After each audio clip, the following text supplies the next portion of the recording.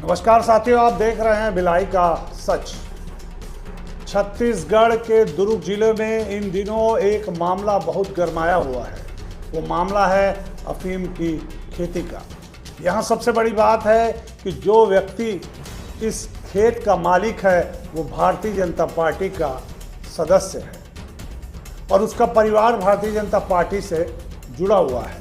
अभी वो कितने वर्षों से खेती कर रहा था और कितना माल बना चुका था, कितने एकड़ में उसने अफीम लगाई थी, सारी जानकारी जिले के कलेक्टर को देनी पड़ी। उन्हें सामने आना पड़ा और सारे मामले को खुद टैकल करना पड़ा, क्योंकि मामला इतना बड़ा है जो पूरे भारत में फैल चुका है कि दुर्ग जिले में अफीम की खेती हो रही थी।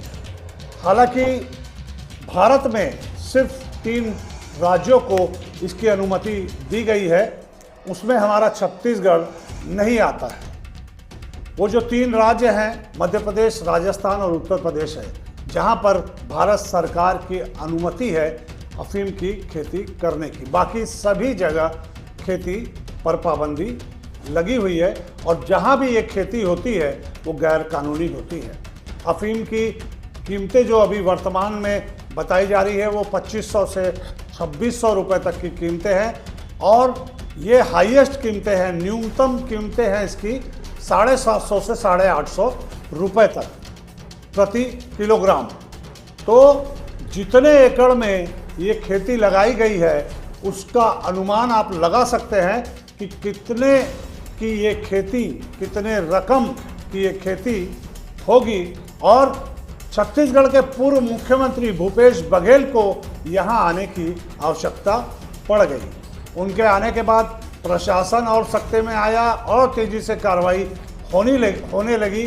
3 लोगों को गिरफ्तार किया गया और जेल भी भेज दिया गया है। खुद कलेक्टर को आकर इसकी जानकारी प्रेस में देनी पड़ी। आइए देखते हैं कि कलेक्टर साहब इस मामले में क्या कह रहे हैं। कल सूचना प्राप्त हुई कि दुर्ग जिले के समूदा गांव में कहीं पर अफीम की खेती की जा रही है। जानकारी मिलने पर पुलिस विभाग के द्वारा और राजस्व के अमले के द्वारा संयुक्त रूप से वहां पर जाकर के जांच की गई।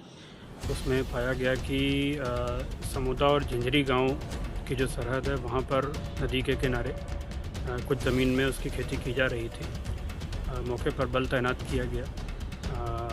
इसकी सूचना माननीय न्यायिक मजिस्ट्रेट महोदय को भी दी गई और एनसीबी के अधिकारियों को तथा आबकारी विभाग को भी इसमें शामिल किया गया। आज सुबह से वहां पर ज़मीनों का सीमांकन और कितने इलाके में अफीम की खेती की जा रही है इसका पूरा सर्वे किया गया। लगभग एक आकलन है कि 5 से 6 एकड़ में अफीम की खेती वहां पर की जा रही है। ज़मीन जो है ये झिंझरी गाँव की है। वहाँ पर एक बड़ा सा फार्म बनाया गया है लगभग, जिसका पूरा एरिया करीब 100 से 110 एकड़ का है। उसमें अंदर में एक छोटे से हिस्से में ये खेती की जा रही थी। वर्तमान में वहाँ पर माननीय न्यायिक मजिस्ट्रेट महोदय की उपस्थिति में सैंपलिंग और ये सब की कार्रवाई फॉरेंसिक वैज्ञानिकों के द्वारा की जा रही है। उसके उपरांत वहाँ पर नियमानुसार नष्टीकरण की भी कार्रवाई की जाएगी। मामले में अभी तक 3 आरोपियों को हिरासत में लिया गया है। एक आरोपी फरार है और मामले की और तहकीकात की जा रही है और जैसे जैसे और खुलासे होते जाएंगे तो जो भी इसमें दोषी हैं उन सभी के खिलाफ सख्त से सख्त कार्रवाई की जाएगी।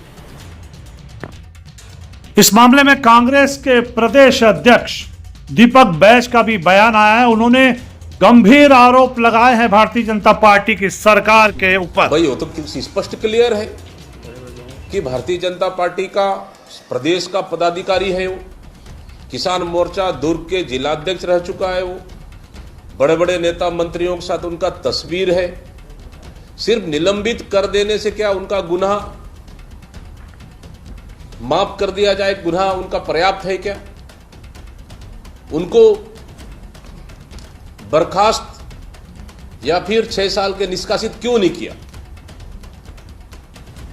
और उनकी गिरफ्त या कार्रवाई, क्या कठोर से कठोर कार्रवाई सरकार करेगी क्या? हमारा सबसे बड़ा सवाल। सिर्फ उनको बचाने के लिए इस तरह से भारतीय जनता पार्टी ने खानापूर्ति की। तो अभी आपने देखा कि कलेक्टर साहब ने क्या कहा और क्या क्या जानकारी आपको दी है। तो ये बहुत बड़ी बात है कि दुर्ग जिले में अफीम की खेती हो रही थी और संबंधित थाने को भी इसकी सूचना नहीं थी। ये इतना बड़ा मामला है, अगर सोचा जाए तो थाना प्रभारी सहित एसपी पर भी कार्रवाई होनी चाहिए। छत्तीसगढ़ के इतिहास और दुर्ग जिले के इतिहास में यह बहुत बड़ी बात है कि यहाँ अफीम की खेती की जा रही थी और इसकी जानकारी पुलिस तंत्र को नहीं हो पाई, ये और बहुत बड़ी बात है। आज सरकार भारतीय जनता पार्टी की है और भारतीय जनता पार्टी का एक कार्यकर्ता, एक नेता ही अफीम का कारोबार यहाँ कर रहा था। इस मामले में भारतीय जनता पार्टी की साख पूरे देश में गिरी है। अभी तक भारतीय जनता पार्टी के किसी भी बड़े नेता का बयान इस मामले में नहीं आया है। ये खेती का आकलन लगभग 8 करोड़ का माना जा रहा है।